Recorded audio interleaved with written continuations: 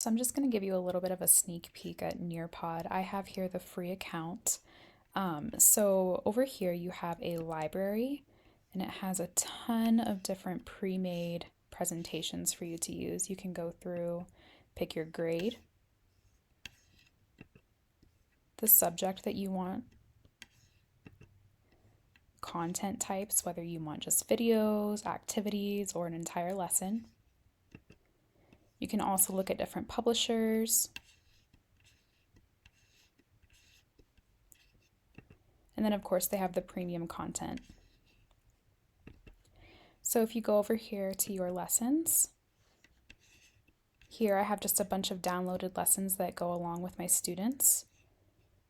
If I were to click here, I can choose live participation where I control it, so basically they can't move ahead until I allow them to.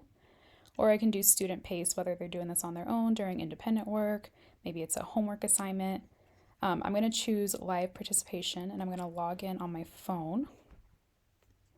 So here it gives students a code. All I had to do on my phone was just go to NearPod and then click join lesson. So let me log in here.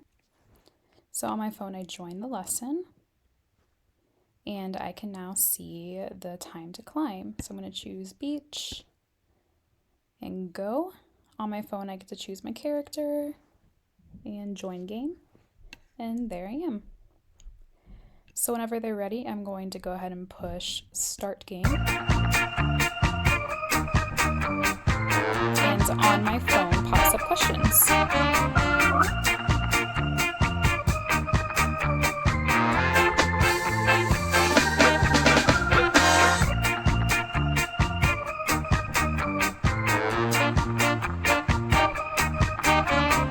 And so there you have overall leaders and kind of who's getting correct. You can see class performance. Let me go ahead and get out of this. And I'm going to start a lesson now. I'm going to do live participation again. Okay, so I logged in on here. I'm on my phone. Here you can see who is logged in. And then I'm going to move on. So you can have your lesson in here. I'm going to get to right here. How much do you already know about the 3D shapes? Students can choose, I know a lot, I know a little, I don't know, submit. So once I submit an answer, you can go over to the teacher side and see what your students are saying. It also gives you a data report for who's correct and who's not. As we move on, students can name a 3D shape. So on my phone, I'm going to write and click show pending. And then I can basically gauge this to see if it was an appropriate answer.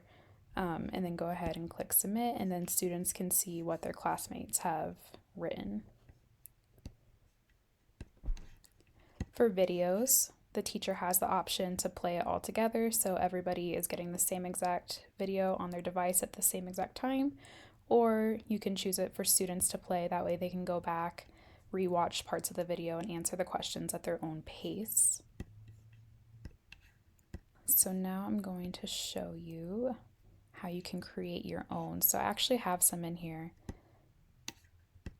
and I just got lessons from a workbook and created a more interactive activity for the students. So here I started a new session and I created my own lesson where we can actually interact together, raise your hand to share. We go over what makes good team members. And then at the end, the little bit of a reflection piece.